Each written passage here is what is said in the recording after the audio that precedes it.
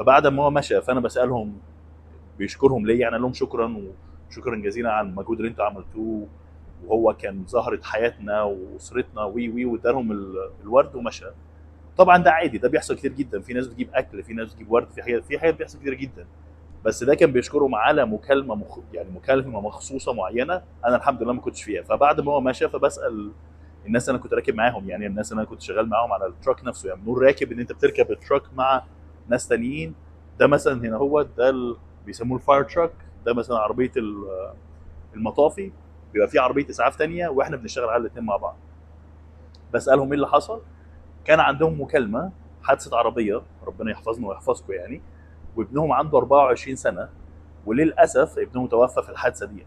وهم كانوا اول عربيه او اول تراك يوصل على السين، على الموقف، ويحاولوا ينقذوه. طبعا اراده ربنا كل فوق شيء، كل فوق كل شيء، وهم عملوا اللي عليهم بس الابن توفى. فالفكره نفسها ان الاسره نفسها بتيجي بعديها بيوم او بيومين او ساعتها على السين بيشكروك على المجهود اللي انت عملتوه، بيجيبوا لك ورد، ده من نوع من التقدير. فهي فكره من الحاجات، فكر اختلاف ثقافات او اعتقادات او اي ما تسميه. بس انا حبيت انقل ليه الواحد ما بيتكلمش عن شغله في مصر. يعني الاطباء والمسعفين بينضربوا من الاهل لما بيقولوا للاهل لا قدر الله ان فرد من فروض اسرتهم توفى. معلش سامحوني، انا مش عارف اعبر بالعربي ان الموقف فعلا محزن شويه يعني. وهنا للاسف الناس بتشكرك وبتسلم عليك وبيجيب لك ورد، وبيعرفوا ان انت عملت اللي عليك عشان بس حاولت ايه تساعدهم في الموقف اللي هم فيه يعني. فبس فرق بسيط عايزك تفكر فيه.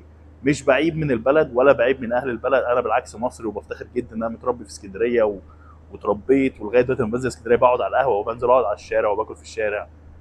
بس عايزك تفكر في الموضوع دوت بس قبل ما تبقى عايز الدوله تتغير والاحوال تتغير.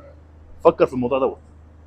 ده ناس بعيد خالص عن الدين، نفسيا عارفين اللي قدامهم عمل اللي عليه، وعارفين ان كل حاجه قدر، وسبحان الله يعني ده اللي حصل. فده سبب من الاسباب ان انا ما بشاركش. لازم اروح. يلا، السلام عليكم.